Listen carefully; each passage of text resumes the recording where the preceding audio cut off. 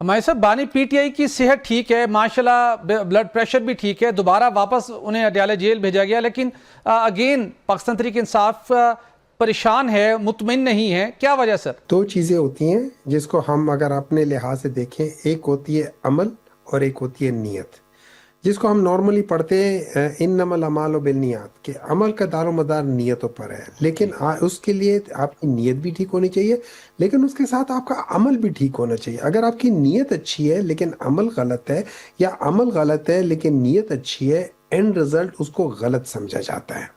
ٹھیک ہے؟ ٹھیک۔ اب ہوا کیا ہے کہ اگر آپ سپریم کورٹ کے جو ججمنٹ ہے اس میں آپ اس کا جو کلوز نمبر 4 ہے وہ پڑھیں، جس میں لکھا ہوا ہے کہ the prisoner، لفظ the prisoner ہے، جی اس کو کہا ہوا ہے کہ اس کو ایڈمٹ کرنا ہے یا لے کر جانا ہے شفا انٹرنیشنل ہاسپٹل۔ جی دیٹ از نمبر 6۔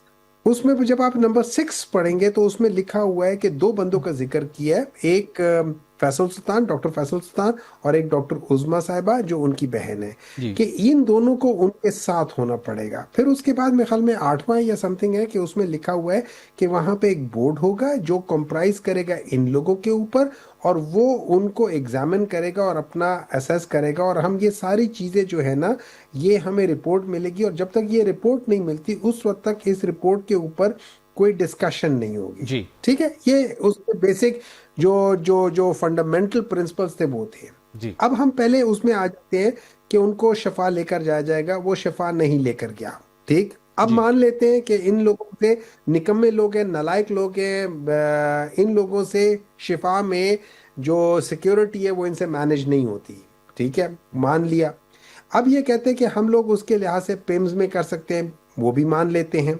اگر یہ پیمز میں لے کر جا رہے تھے تو مجھے بات بتائیں، ڈاکٹر عظما صاحبہ کو پیمز لے کر گئے، ڈاکٹر کیا نام ہے ان کا، فیصل سلطان کو، ان کو پیمز لے کر کیوں نہیں گئے؟ ان کو شفا اور کیوں لے ڈاکٹر کر فیصل گئے؟ کہتے ہیں دیٹ میرے پاس مینس موبائل نہیں تھا، میں گاڑی میں تھا موبائل، اور میں شفا کے باہر ویٹ کرتا رہا۔ جی بھائی جان، سر ایک منٹ خدا کے لیے، سر ڈاکٹر فیصل گاڑی نہیں چلا رہے تھے۔ جو بندہ گاڑی چلا رہا تھا وہ جاہل نہیں تھا، اس کو پتہ ہے کہ پیمز اور شفا کے درمیان میں کیا فرق ہے۔ اگر ڈاکٹر فیصل کے پاس وہ موبائل نہیں تھا، ان کے پاس ساری چیزیں تھیں، وہ لوگ کوآرڈینیٹ کر سکتے تھے، تو don't give me that thing کہ یار وہ ادھر کوئی نہیں تھا، پلیز۔